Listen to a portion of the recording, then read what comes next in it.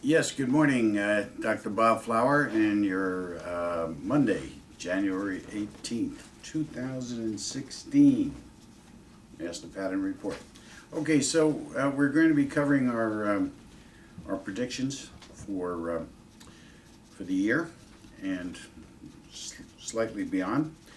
This is going to be good, folks. Okay, so we're going to start off with number one. We're going to see what's occurring now, folks, is that government is stretched much too thin. The programs, the finances, things are starting to collapse. Okay, so this is going to create more anarchy. You're going to see more not only civil disobedience but governmental departure from laws in the Constitution, things of this sort, not only at the presidential level, but more on local levels, local sheriffs, local county executives, and even governors. All right, you're going to see much more of that this year. And subsequently, you're going to see more violence. There are going to be more mass killings. There will be some terror attacks, such as we've already witnessed, perhaps one big one. The entire world would fit this description. Okay, next item. We're going to see a lot of, along with all of this, you're going to see a lot of fraud come to the surface. On all levels, on governmental levels, and as well as in social economic areas. A lot more backstabbing, double crossing, people going against, and you may see this more so in politics than in any place else. And I'll talk a little bit more about that. We're going to see a food problem this year. The cycle that we're applying to supplies and economics is showing that there's going to be some sort of major food issue this year. So be aware of that and try and prepare yourself with these survival foods. Not that you're going to need it for any appreciable amount of time, but you may not have as much of a choice that we're accustomed to. All right, economics. We're going to see problems with oil. That's news, right? Banking, mining, and manufacturing. This is not going to be a good year in those areas. Okay. One of the big problems that banks are facing is loan defaults, especially in the area of energy, oil, and even gas, as things start really falling apart with many smaller companies and some of the larger companies. Okay, the stock market is going to get hit hard. There will not be a collapse as we understand it, but there will be a significant drop in the market this year, and this is going to lead to a good degree of less economic security for the population. Again, this is not only in the United States, but this is pretty much worldwide. When do we see things coming back? 2020. That seems to be the cycle year that seems to be emanating and has been emanating for the past year on our master pattern. So this year may be what I call the bailout year. Okay, this could be the year where a lot of people get out. There's going to be a lot of false signals this year as the market descends, precipitously in some places, and then starts making a comeback. Some good news, with unemployment and whatnot and inflation, but it's not going to mean anything. The writing's on the wall. Okay, so next area. This is going to be, this has already started now. We're going to see total restructuring in everything, in business, in government, in governance, in culture. You're going to see, we're going to see widespread total restructuring. There's going to be dramatic change in economics, and that's industrially and globally. All right, next. Now, here's something that I want to emphasize here. Because of some dramatic technological changes that are occurring in a number of different areas, health and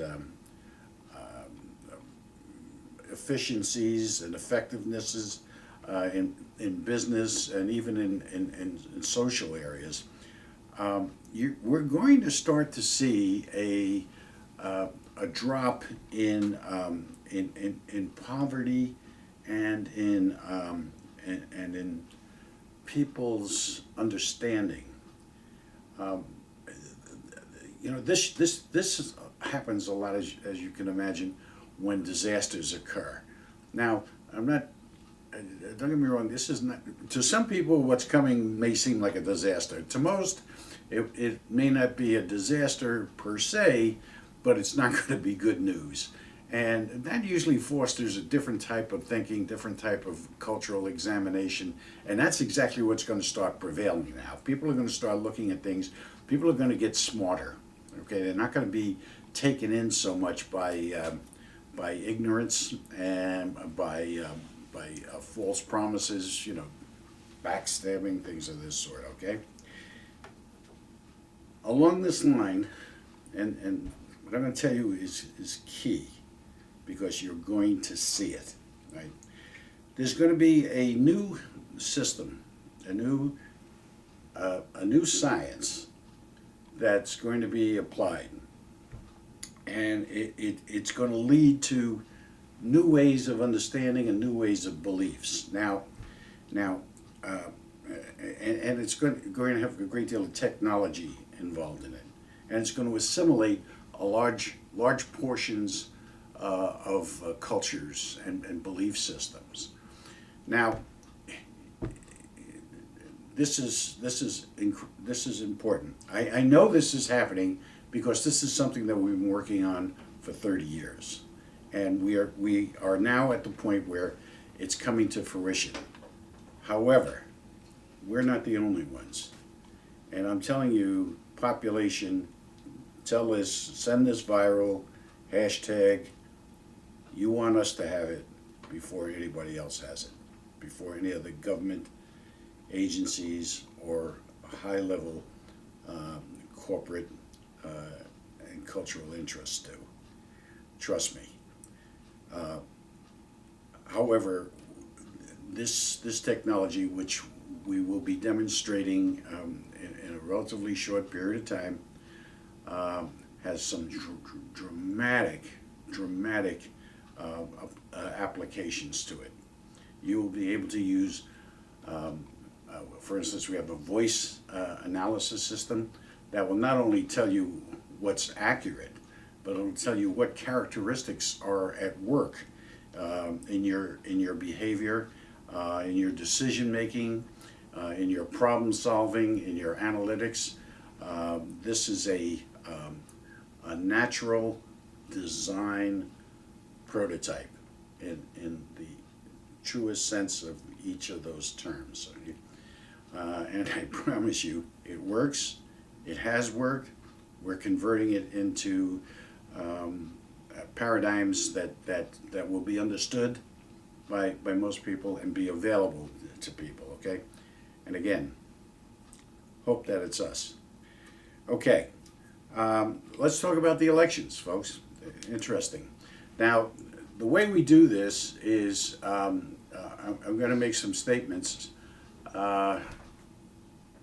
It's not who's going to win and who's going to lose. It's relative to what is the prospects, right?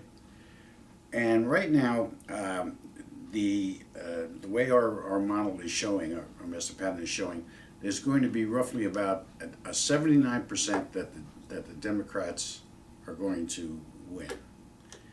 There's going to be, or there is, about an 85% that a Republican will win.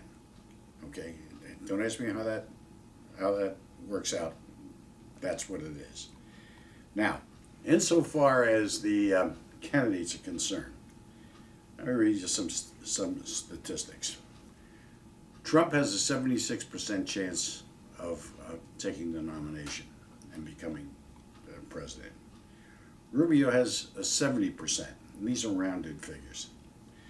Cruz has a 68%, and the others, I don't know if you want them, but they are available. There's a 50% chance that a new Democrat is going to enter the race, and it may not be until the convention, but there will be talk of it between now and then. All right, as Hillary gets battered and bombasted and just simply ripped apart, and I think that's what's looking at the high relative percentage of victory for the Democrats. Remember, I said it was about 79% chance, because there's something about a new candidate who has some pizzazz, even if it's for the far left. There's something about it, the introduction of a new face in a campaign, especially in July or August when the conventions are, that can just turn things right on their head. There's at least one name being bantered about, and it's not Elizabeth Warren, because she's not ready, but she most likely may be the vice presidential nominee or selection. But there is, and we'll talk more about it as our model shapes up better. But it does look like it's going to be a governor, and a kind of dramatic type of person. Okay.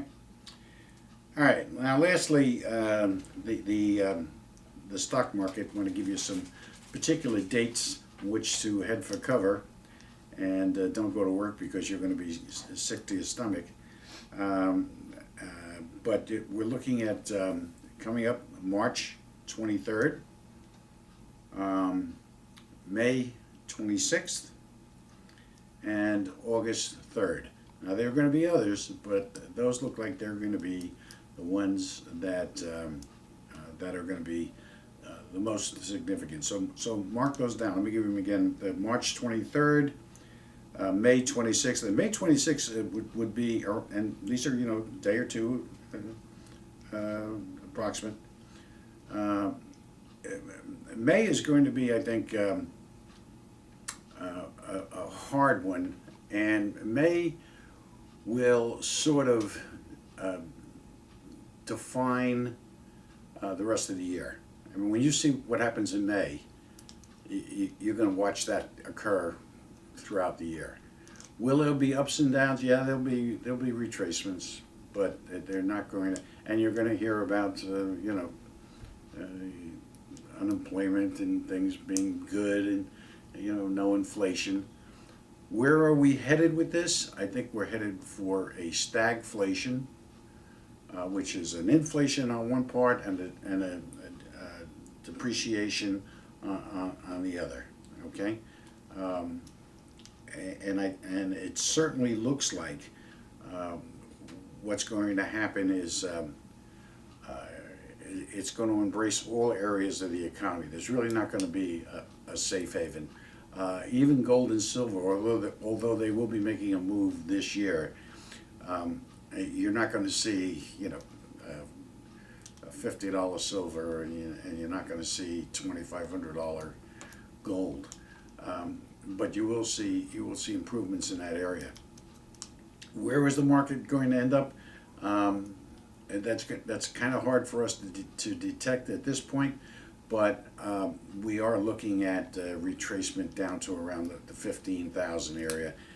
Whether it comes back from there or not, we'll have to let you know during the year. But you're definitely, I would say that that's from what the cycles are showing us, that's where we're at with towards the end of this year. Okay, so we will be transmitting to you further, headed for beautiful sunny Arizona this week. I'll be out there for a while, so I'll be transmitting from there. Please keep in mind what we're talking about, this new technology regarding new beliefs. I think it's going to be dramatic, and I think it's going to make major changes in a number of different areas. Okay, well, I want to wish you all a great new year once again, and we'll be seeing you real soon. Keep your powder dry and watch your options.